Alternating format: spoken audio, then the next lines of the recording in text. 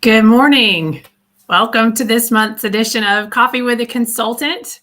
I'm Melanie Lambert, Managing Director of Just Right Grants.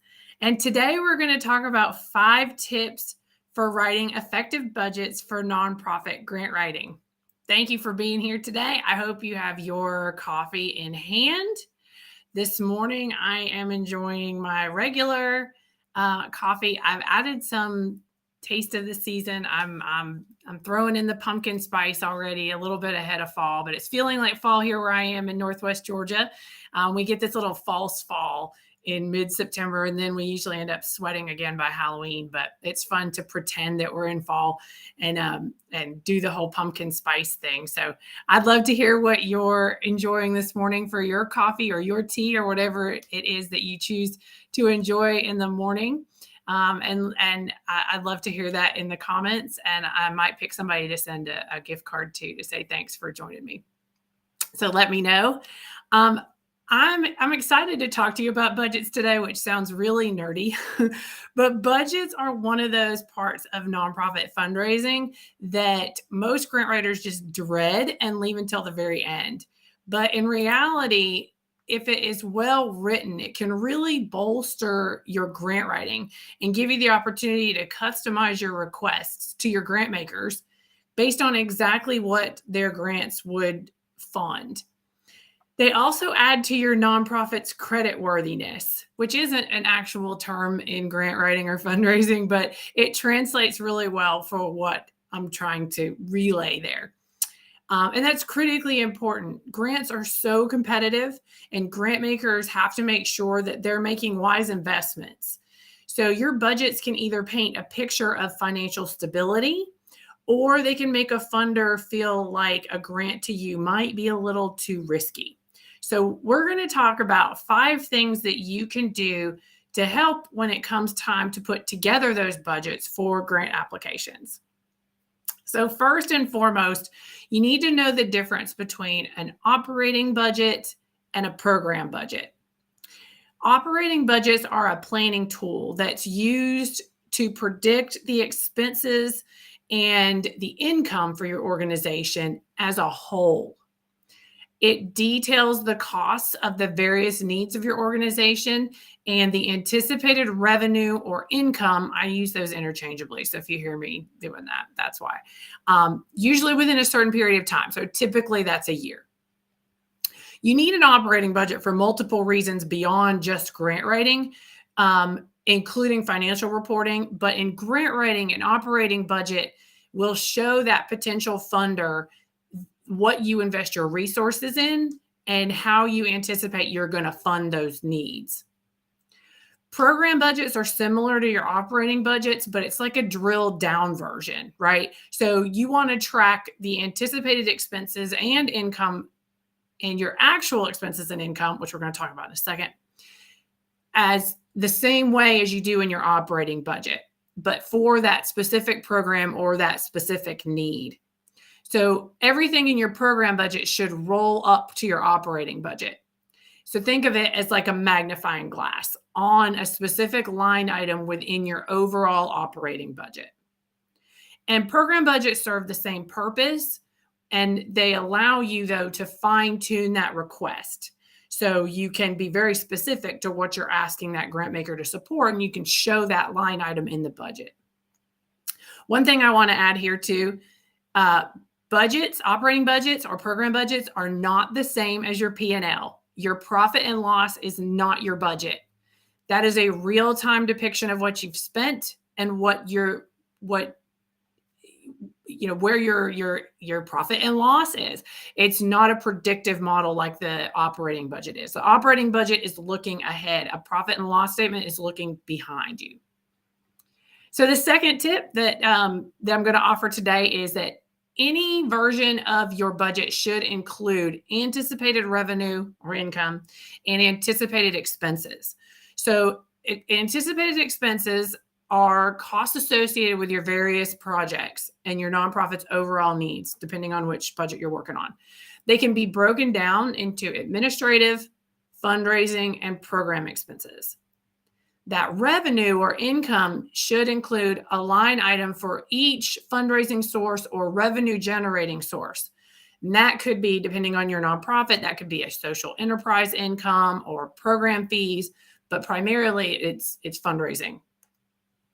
A bonus tip here: save time in your future grant applications by also including a column in your budget that shows actual income and expenses to date. This column will show you what you've really spent and what you've really raised. And if you stay on top of updating this, then that gives funders that real-time look at where you are in your budget throughout the year. Next, you should be reviewing your budget often. In general, anticipate that you're going to review it annually, monthly, and quarterly. And there's reasons for that. An annual review typically happens at the end of the year as you're preparing for that next year's budget. Did you stay on course? Where did your finances stray from your plan? You can use the answers to these questions to predict future revenue and expenses for next year. Monthly reviews are typically done internally, and that lets you and your team sit down and look over your finances for a particular project and make sure that you have funds available to make the purchases that you need in, say, the next 30 or 60 days. Quarterly reviews are going to be just, very similar to your annual review, but just on a smaller scale. This allows you to avoid any budget pitfalls that could happen and potentially derail a project. And it's especially critical for those fundraising revenue streams that might take a little bit longer than others, like grant writing, that you can have a few months before you start seeing a return. Next, it's important that you know what is a direct cost and what is an indirect cost. And this can be a speed bump for grant writers. Direct costs in a program budget are the specific costs that are 100% attributable to that program. So let's say your nonprofit offers art classes to underserved children. The direct costs of this program are going to be your art supplies, your art teachers, reserving that community space where you hold your events. When your program relies on certain elements of the overall organization in order to provide those services, those are your indirect costs. Things that are shared between all of your programs. So think bookkeeping, the executive director's salary, rent, technology, internet. These are all indirect costs, and a percentage of those can be attributed to the program budget. So when you're putting together your budget, just make sure you list each of these indirect costs separately, and if possible, add a note to describe how you came up with the total indirect cost per line. Next, create a budget narrative. Budget narratives can be a very helpful tool in grant writing. They let you explain anything that might not translate well in that spreadsheet. So you write out a description of your budget in terms of buckets of revenue and expenses.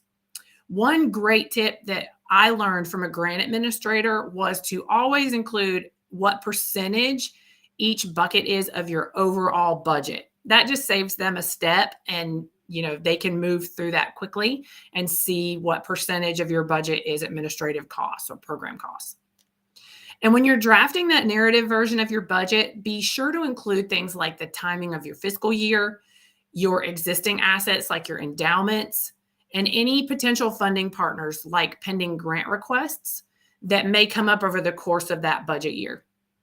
These things, again, add to your nonprofit's creditworthiness.